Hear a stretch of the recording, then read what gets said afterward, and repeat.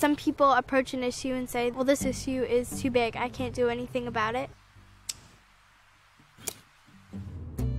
I know that by myself, I can't end hunger. But it doesn't matter how small your actions are, even if you don't realize it at the time, you're making a difference.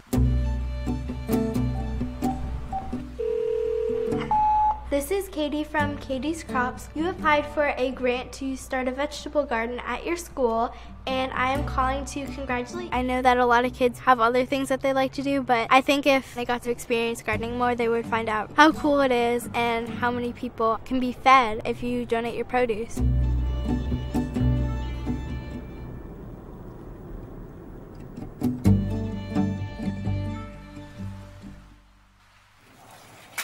When I was in the 3rd grade, my 3rd grade teacher had signed up for the program where they give cabbages to 3rd grade classes across the country. So I picked out my seedling and brought it home to plant it. I just watered it every day, took care of it. When my friends came over and they're like, oh my gosh, Katie, look how big your cabbage is. It just kept on growing until it reached 40 pounds. This little light bulb went off inside her head and she said, Mommy, Daddy, I know what I want to do with a cabbage. I thought, well, maybe it'll help to feed a couple of people. I never in a million years thought this cabbage is going to feed 275 people at a soup kitchen. When I looked at the people in line, I thought, wow, they're just like my family. For all I know, they could be my family who've fallen on hard times. We've gone through dramatic changes in our own personal life, and it's humbling. Our kids know when you can help someone, you do what you can, because eventually you may be that person standing in that line. They served my cabbage with ham and rice. I got to serve it, and I got to see all of the faces in line. We got in the car that day, and she sat very quietly for a while. I said, everything okay? She said, you know what, Mommy? If one cabbage could feed that many people, imagine how many people a garden could feed. Right now we are at the Pinewood Garden, which is my largest garden. The land that we're on belongs to the school, but they allow me to have a garden here and manage it. I had been donating to the only soup kitchen in the Somerville area, and then they shut down because of financial problems.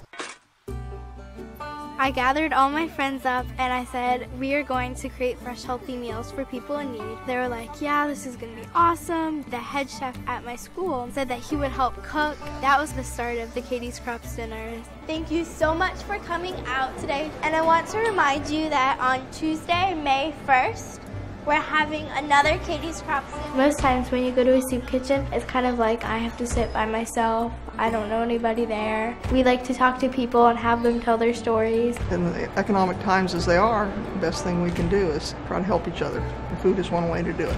To me, it's a real blessing to see that there's children that's preparing this.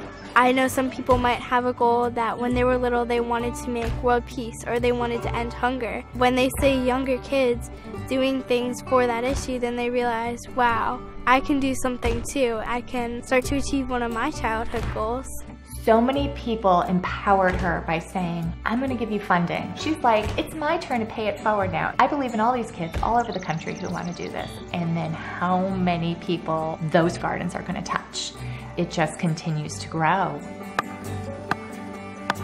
She was like the magnet that attracted us. So we went, we met her. They said, we have over 40 acres. Would you like to start a garden there?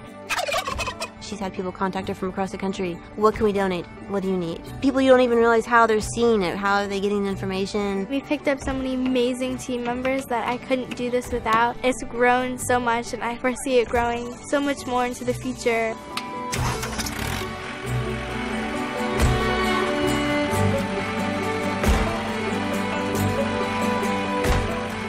There aren't enough hours in the day for everything Katie wants to do. She maintains that fabulous innocence.